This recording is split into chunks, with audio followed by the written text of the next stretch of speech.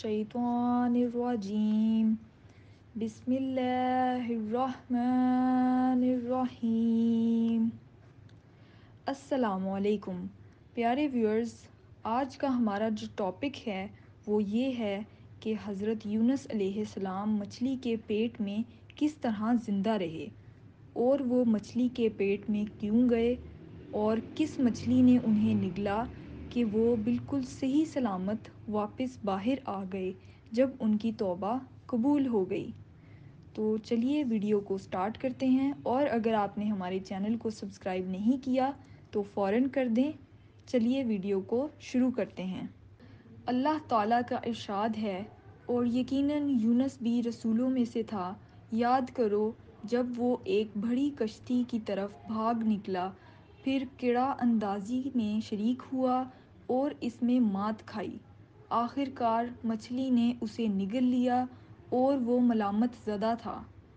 اب اگر وہ تسبیح کرنے والوں میں سے نہ ہوتا تو روز قیامت تک اسی مچھلی کے پیٹ میں رہتا۔ آخر کار ہم نے اسے بڑی سقیم حالت میں ایک زمین پر پھینک دیا اور اس پر ایک بیل دار درخت اگا دیا۔ مچھلی نے حضرت یونس کا سالم نگل لیا اور وہ ہوش و حواس کے ساتھ مچھلی کے پیٹ میں زندہ رہے، یعنی بے ہوش یا بے خبر ہرگز نہیں ہوئے۔ قرآن کریم کے مطابق مچھلی کے پیٹ میں آپ نہ صرف خود کو ملامت کر رہے تھے بلکہ اللہ تعالیٰ کے حضور ندامت کا اظہار اور استغفار مسلسل جاری تھا۔ ترجمہ: نہیں ہے کوئی معبود مگر تو، پاک ہے تیری ذات، بے شک میں نے خود پر ظلم کیا ہے۔ پیٹ اندھیری کوٹھری ہے جہاں روشنی کا بظاہر کوئی ذریعہ یا بندوبست موجود نہیں، البتہ عملِ تنفس کے دوران ہواضمنی طور پر پیٹ میں داخل اور خارج ہوتی رہتی ہے، جس سے عام فہم یا مادی سائنس کو توجیہ ملتی ہے کہ حضرت یونس کے تنفس کا سلسلہ مچھلی کے پیٹ میں کس طرح برقرار رہا، تجسس تلاش کرتا ہے۔ اس مچھلی کا تعلق کس نسل یا نوع سے ہے جو آدم زاد کو سالم نگل سکتی ہے؟ وہ کون سی مچھلی ہے جس کے اندر اتنی گنجائش ہے کہ آدم زاد اس کے پیٹ میں دم گھٹنے یا معدے کی دیواروں کے شدید دباؤ سے محفوظ رہے؟ سمندر کے اندر کی دنیا کا کھوج لگانے والے محققین برملا اعتراف کرتے ہیں کہ ہم صرف سمندر کے اندر مخلوقات اور عجائبات کے 5% سے کم حصے سے واقف ہو سکے ہیں۔ لہٰذا کہا جاتا ہے کہ حضرت یونس علیہ السلام کو مچھلی کی ایسی قسم نے نگلا جو کہ ابھی تک دریافت نہیں ہو سکی۔ معلوم انواع میں سے وحیل کا خاندان سمندر میں جسامت میں سب سے بڑا ہے۔ محققین کا خیال ہے کہ وحیل خاندان دراصل ممالیہ جانور ہیں جنہوں نے سمندر کو اپنا مسکن بنا لیا ہے اور ان کے اجسام مچھلی نما ہو گئے ہیں۔ محققین کے پاس اس بات کا ثبوت بہرحال موجود نہیں ہے کہ ان ممالیہ جانوروں کے اجسام مچھلی نما کس طرح ہوئے اور حقیقت میں ایسا ممکن ہے یا نہیں۔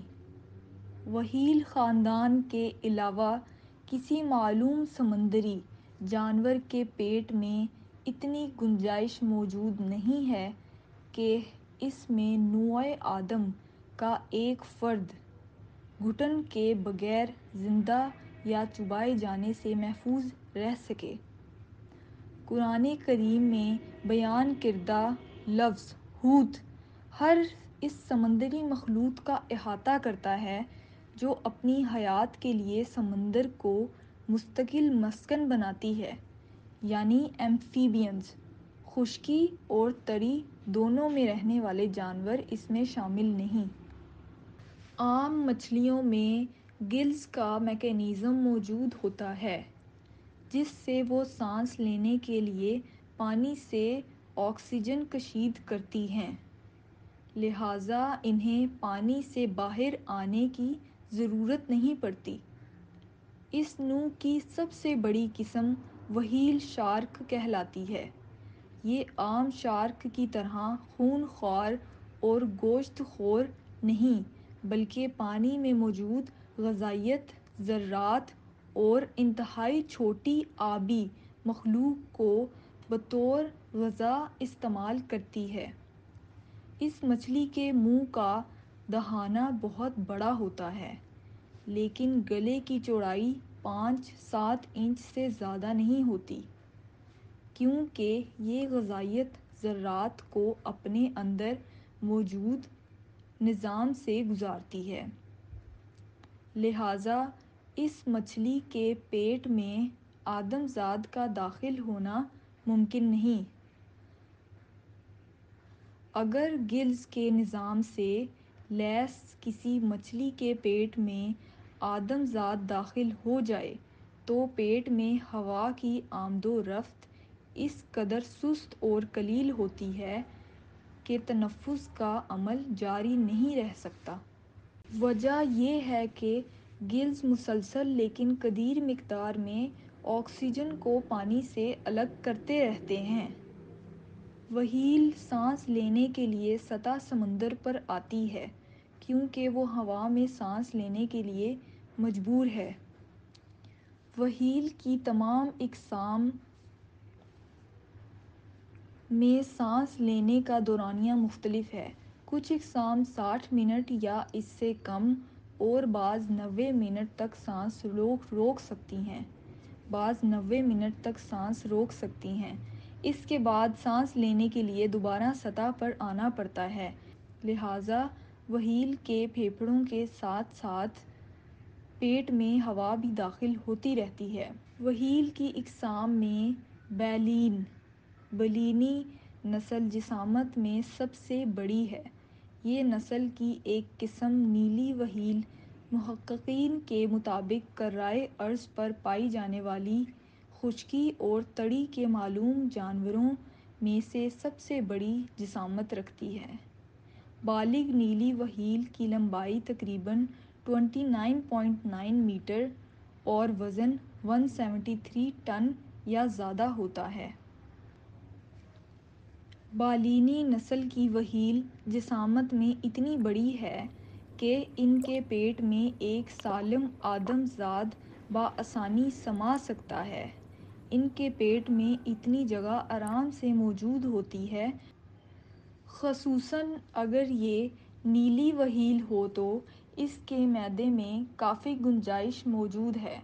چنانچہ بالینی اور ان میں خاص طور پر نیلی وہیل کے حوالے سے غالب گمان ہے کہ اللہ کے نبی حضرت یونس علیہ السلام کو نگلنے والی آبی جانور یہی ہے۔ حضرت یونس تقریباً 3 دن تک مچھلی کے پیٹ میں رہے تھے۔ وہیل کے معدے میں انہضام سے متعلق تیزابی رطوبات سے ان کا جسم متاثر ہوا اور کھال تقریباً گل گئی تھی۔ حضرت یونس علیہ السلام کی معافی قبول ہو گئی۔ مچھلی نے انہیں مقررہ وقت تک پیٹ میں رکھنے کے بعد اگل دیا۔ ترجمہ: اور مچھلی والے کو بھی ہم نے نوازا تھا، یاد کرو۔ ترجمہ: اور مچھلی والے کو بھی ہم نے نوازا، یاد کرو جب وہ بگڑ کر چلا گیا تھا اور سمجھا تھا کہ ہم اس پر گرفت نہ کریں گے، آخر کو اس نے تاریکیوں میں اسے پکڑا۔